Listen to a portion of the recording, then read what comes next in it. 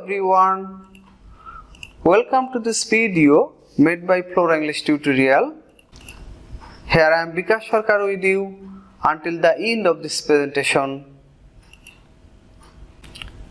In this session we will learn some common approach of spoken English by using grammatical term would you mind.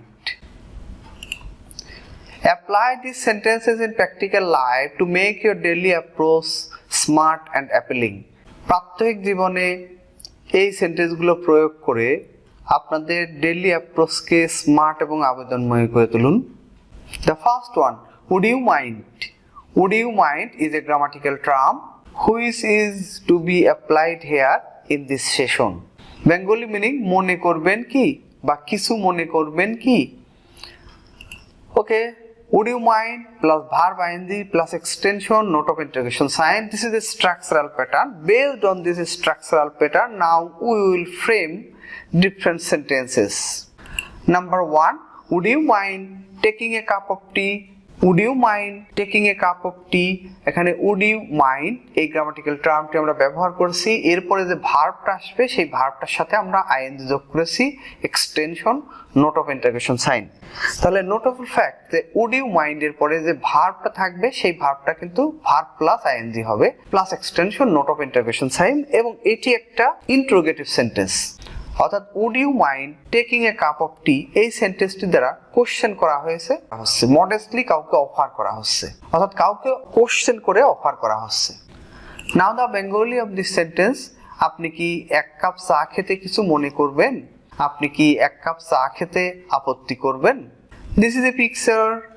Yes, would you mind taking a cup of tea কাউকে question করে খুব modestly request করা হচ্ছে বা offer করা হচ্ছে। Now the second one, would you mind giving me your book? This is the Bengali version. আপনি কি আমাকে আপনার বইটি দিতে কিছু মনে করবেন? This is a picture. Would you mind giving me your notebook or would you mind giving me your book? আপনি কি আপনার নোটবুকটি বা আপনি কি আপনার বইটি আমাকে দিতে কিছু মনে করবেন? Now next one, would you mind helping me? This is the Bengali version of the sentence. আমাকে একটু সাহায্য করতে কিছু মনে করবেন কি? Would you mind বসছে এরপর ভার্বের সাথে ing যোগ হয়েছে extension note of interrogation sign. Next sentence, would you mind opening the door? This is the Bengali version. তুমি কি দরজা খুলতে কিছু মনে করবে? রিকোয়েস্ট করা হচ্ছে। Yes, this is a note, polite request or offering. এই would you mind grammatical term দ্বারা যে কোশ্চেন করছি আমরা, এই কোশ্চেনের মাধ্যম দিয়ে আমরা কাউকে মডেস্টলি রিকোয়েস্ট করছি অথবা কাউকে খুব পোলাইটলি বা মডেস্টলি কোনো কিছু অফার করছি। নেক্সট সেন্টেন্স, পোস্ট অফিসের পদটা বলবেন কি অথবা পোস্ট অফিসের পদ দেখাতে কিছু মনে করবেন কি? নাও দা translation, would you mind showing me the way of post office? Would you mind showing me the way of post office? যে would you mind যুক্ত যে টার্মটি থাকবে এরপরে যে ভার্ব আসবে সেই ভার্বের সাথে ing যোগ হবে এরপর extension note of interrogation sign. Now this is a picture. would you mind showing me the way of post office? আপনি কি পোস্ট অফিসের পথ দেখাতে কিছু মনে করবেন? Next one, would you mind allowing me? would you mind allowing me? Now this is the Bengali version. আপনি আমাকে অনুমতি দিতে কিছু মনে করবেন কি? This is a picture. Yes, politely seeking permission. Yes, here is a note, asking for permission with modesty. ভদ্রভাবে permission চাওয়া হচ্ছে। Would you mind allowing me? এই সার্কেলের মধ্যে ঢুকবার জন্য ভদ্রভাবে পারমিশন চাওয়া হচ্ছে। আপনি কি আমাদের ইংরেজি শেখাতে আপত্তি করবেন? আপনি কি আমাদের ইংরেজি শেখাতে কিছু মনে করবেন? Would you mind teaching us English? Would you mind এর পরে ভার্বের সাথে ing যোগ হয়েছে। Would you mind teaching us English? আপনি কি আমাদের ইংরেজি শেখাতে কিছু মনে করবেন? This is a picture. The students are asking the madam, would you mind teaching us English? আপনি কি আমাদের ইংরেজি শেখাতে কিছু মনে করবেন? পোলাইটলি রিকোয়েস্ট করা হচ্ছে।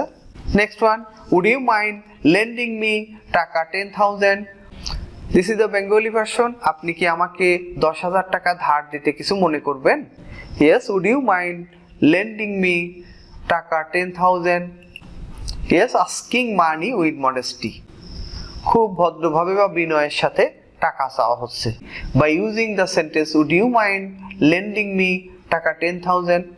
Yes, so grammatical term would you mind is applicable for polite request or formal offering with modesty.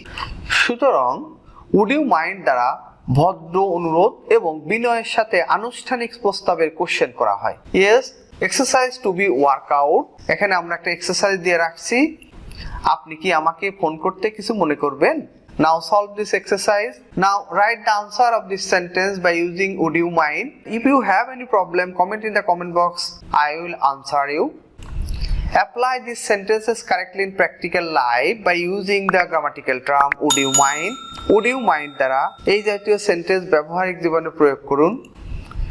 Stay connected with Flora English tutorial to learn how to speak English fluently. স্বতঃস্ফূর্তভাবে ইংরেজি বলা শিখতে Flora English tutorial এর সাথে যুক্ত থাকুন। No more today. Have a nice time. Wishing you all the best.